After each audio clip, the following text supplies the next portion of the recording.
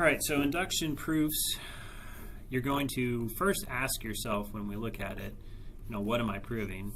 You're going to have to obviously figure out what are the elements that I'm dealing with.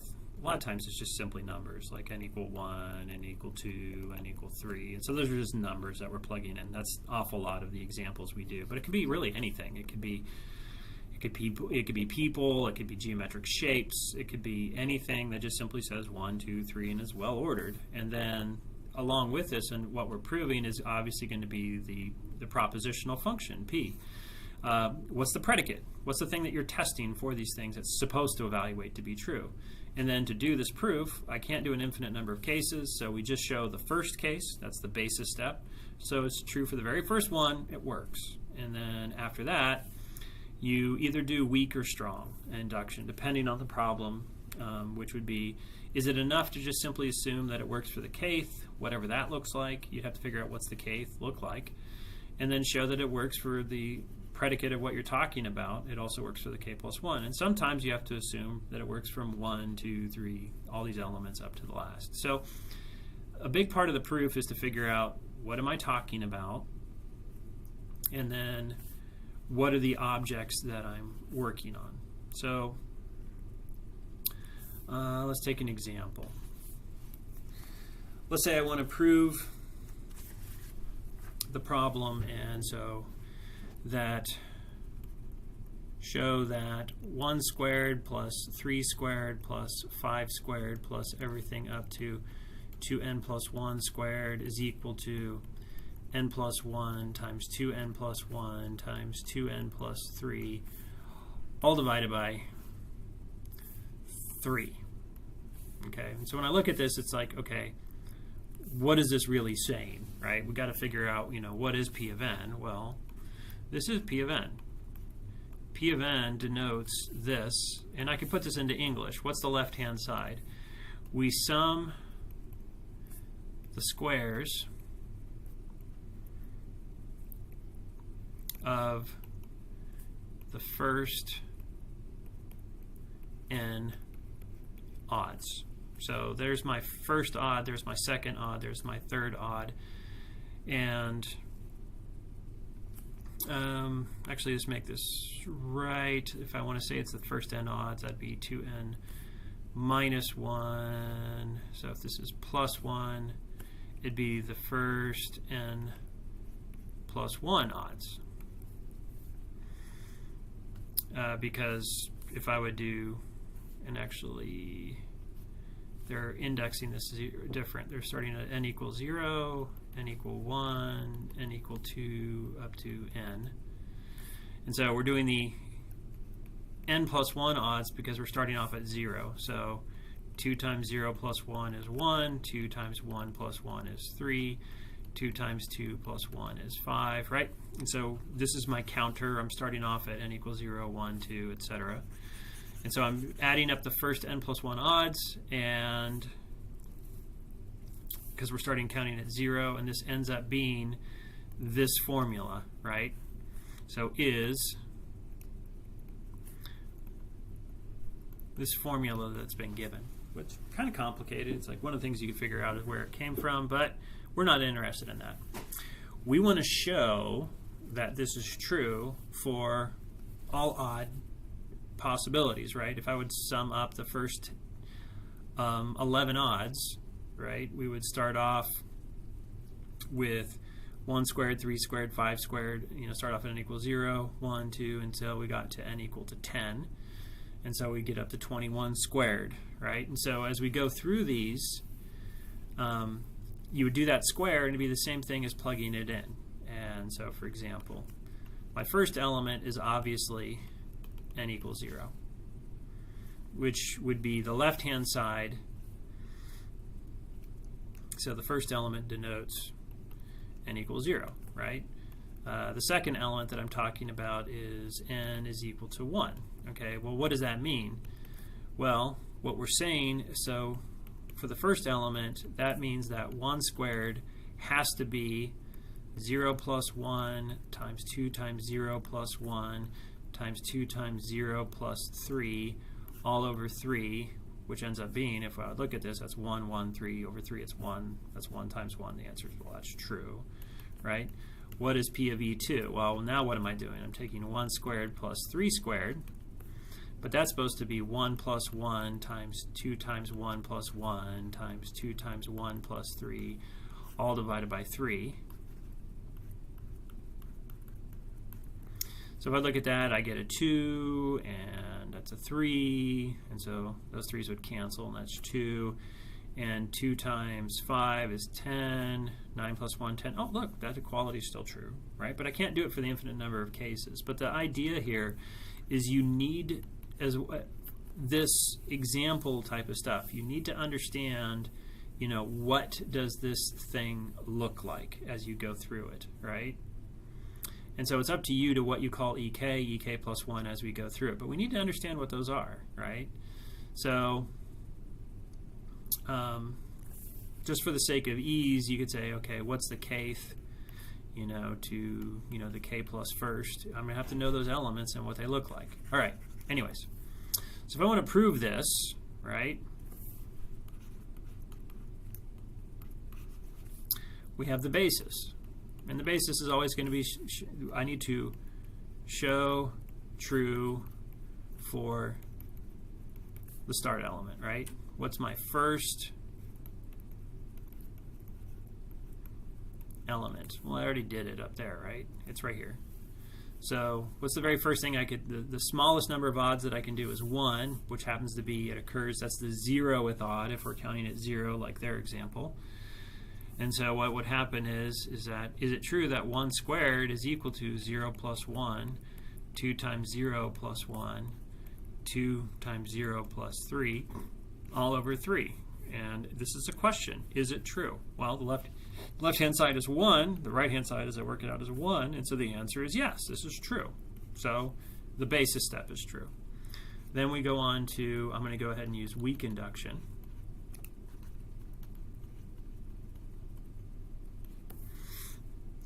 So weak induction is this, I need to show that if it happens to be true for the kth element, then it has to be true for the k plus first. And so that's our kth, and this is arbitrary, right? It has to be true at the k plus first, and these are elements, right? That if it's true for the kth element, it has to be true for the k plus first element. And the way that you do, this is an implication, right? If I do a direct, I would assume the left, and then I would show the right. In other words, what I'm doing is a direct proof of this implication.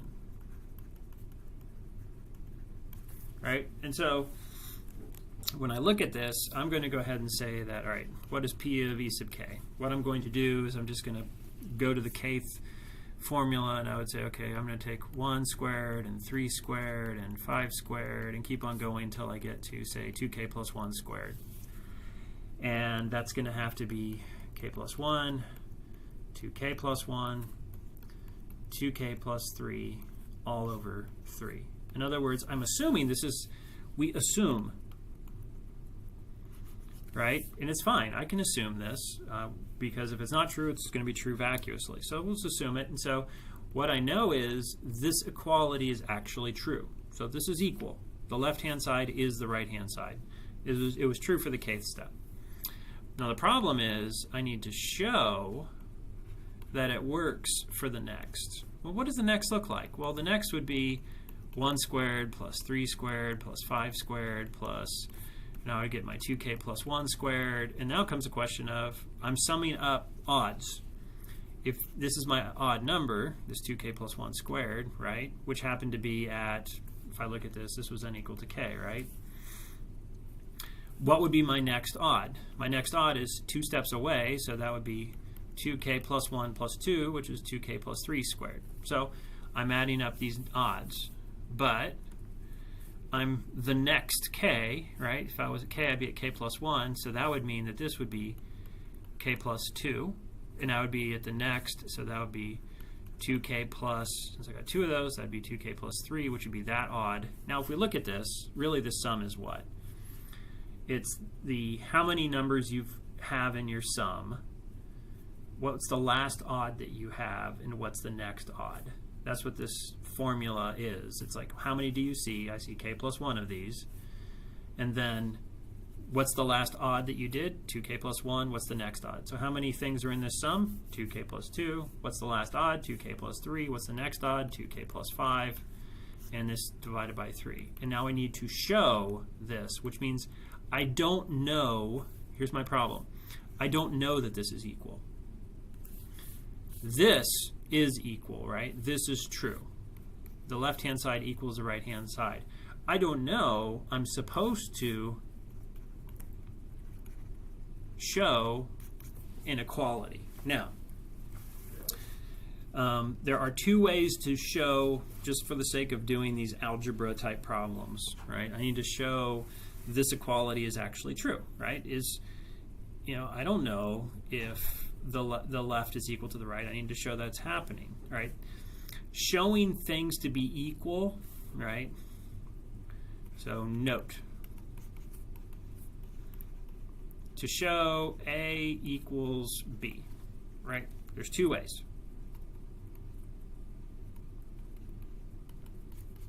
Way number one is start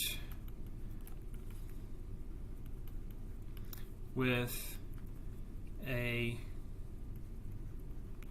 true equality. And so I would start with a true equality, and so let's say that say for example, like 1 equals 1, right? You start off with something that's actually true. And then what you do is you go through this and then you do allowed equality algebra. What does that mean? I could add the same thing to both sides. I could multiply the same things to both sides. And you could add, multiply, you could subtract things from both sides, right? And it would still be equal. So you start off with a known equality. We do allowed equality algebra, and then at the end, after you do all of that work, you get that A is equal to B. And so you have to have, I begin with something that's true, and I start doing things until the thing that I wanted to show actually shows up. And so if this is true, then logically this is the same, this is the same, this is the same. Oh, the last one has to be true as well. And so if the first is true, they're all true. That's start with a true equality. The other way would be to start with one side.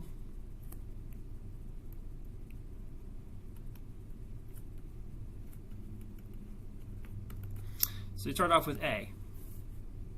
And then I do equals to step 1. In other words, this equality is allowed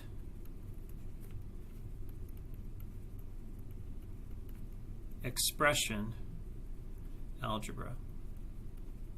So for example, if I started off with 2x plus 4x squared, I could say, oh, you know what? I could take out a 2x, and I'm left with a 1 plus 2x, right? This is equal to this because I factored, and factoring is allowed. And if I was later told that, for example, if you knew that 2x was equal to y, you could say, oh wait, that means that this is equal to y times 1 plus y. What did I do? I'm allowed to use equalities to replace things with their equal. Since 2x is y, I could get rid of the 2x and just simply write the y. That's allowed. That's expressional algebra. You can replace things with their equal, you can factor, you can simplify, you could add a 0, right? But you usually add special zeros like a positive 1, a 1 minus a 1. And so if I do that, I haven't changed anything because I added a 0. So there's things that we're allowed to do to expressions, and you would work through it and say, oh, now I do something else, and oh, now I do something else, and then eventually B shows up.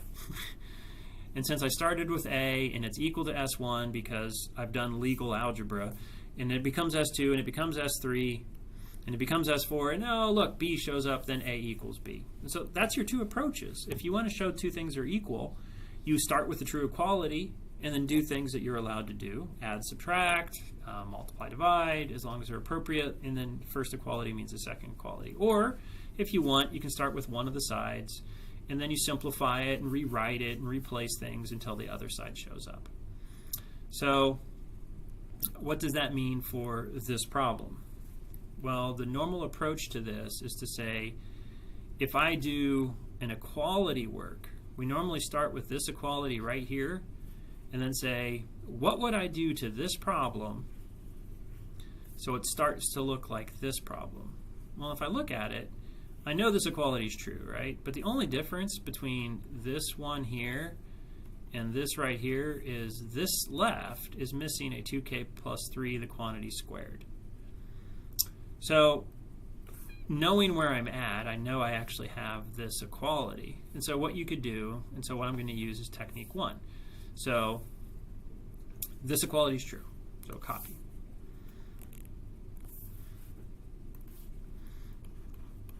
So I'll use the first technique. And normally I usually call this, an equation technique, because you're using an unknown equation or equation work or equality work. And so I have this is true, right? So we have this.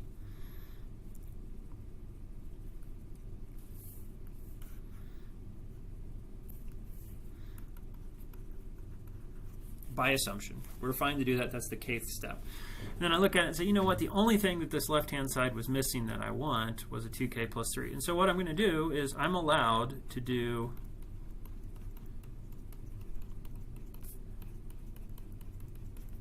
things that don't change my equality. So if I add a 2k plus 3 squared to the left, then my right-hand side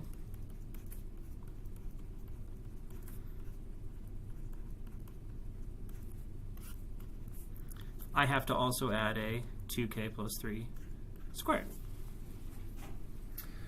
All right, so now I look at it and say, all right, I know where I'm going. I want to have 1 squared, 3 squared, 5 squared up to 2k plus 3 squared is supposed to be equal to this. 2k plus 2, a 2k plus 3, a 2k plus 5, all over 3. The big part between my left-hand side sure looks done. So it looks like my left-hand side of my equality is actually done. I've done 1 squared, 3 squared, 5 squared up to 2k plus 3 squared. The right-hand side has 2 parts. It actually has 2 fractions, and I need to put them together. The easiest way to do this is to first factor. So now I'm just going to go ahead and simplify the right. I'm going to leave my left-hand side alone. That's at 1 squared. I'll write it a little bit differently to make it nice and short so I can get myself some room. What I'll do is I'll take out the 2k plus 3, and then what I'm left with is a k plus 1, a 2k plus 1 over 3, and then a 2k plus 3 over 1. So taking that would be, all right, I'm going to need to have a 3 there and a 3 there, so it's over a common denominator. And so it ends up being that my left-hand side, this 1 squared plus 3 squared plus 5 squared plus everything up to 2k plus 3 squared is equal to, I got my 2k plus 3. But on the inside, I'm going to have to multiply this entire thing out. So I'll get a 2k squared plus 3k plus 1 plus 6k plus 9 all over 3. And so my left-hand side's still here. It's 1 squared and a bunch of stuff. And then 1 squared, 3 squared, 5 squared. 2k plus 3 squared is equal to 2k plus 3. Let's put the 3 over on this one. And now this guy is 2k squared plus a 9k plus 10. And so that looks like it's going to factor. And so we get our 1 squared plus 3 squared plus 5 squared plus 2k plus 3 squared is equal to 2k plus 3 over 3, and this looks like a k plus 2 times a 2k plus 5, because 2k and k is 2k squared, 2 and 2k is 4k, 5 and k is 5k, that's 9k, and 2 and 5 is 10. So it does indeed look like that 1 squared plus 3 squared plus 5 squared plus everything up to 2k plus 3 squared does indeed equal k plus 2, 2k plus 3, 2k plus 5, all over 3. And so it's true. The first equality was true. Every step that I took is allowed algebra. And so the last one must be true. And so we've actually proved that 1 squared plus 3 squared plus everything up to 2n plus 1 squared is indeed n plus 1, 2n plus 1, 2n plus 3, all over 3. And so we have a formula similar to like Gauss's formula for the sums of the n's. And we're able to prove things that are universally true. This is true for all sums of the first however many odd numbers, right? This is always going to be true no matter what. In other words, if I would want to apply it to, say, 1 squared plus 3 squared plus everything up to 101 squared, right? As you go through these, you just simply use this formula, right? As we go through it. And I won't have to actually do the addition. We could use the formula as we go down through it. So that's a proof by induction. I can't do it by cases, and so what I have to do is go through the problem, and for, a lot of these are going to be algebra based, and so we'll be doing an awful lot of show equalities, but they don't have to be algebra problems like this. And when we had these particular elements, right, my elements on this particular problem, the elements were 1, 3, 5, 7, 9, 11, ... We are taking the first, starting off at the 0th odd, which would be 1, and the next odd would be 3, and the next odd would be 5. We just, the sum of the odds. As we go through it, it doesn't have to be the numbers 1, 2, 3 as you go through it. So, all right. That's an example that you should be able to work through. They have plenty of examples in the textbook as well. And so this was one in particular, a proof by weak induction. The harder part on inductions is kind of, in a way, I suppose, when students struggle with this, is keeping track of all of the things that you're bringing to bear. What are the elements I'm working with? What is my proposition? What's my predicate? What am I testing? Is this an equality? Is this just a geometric shape? And so that's this one.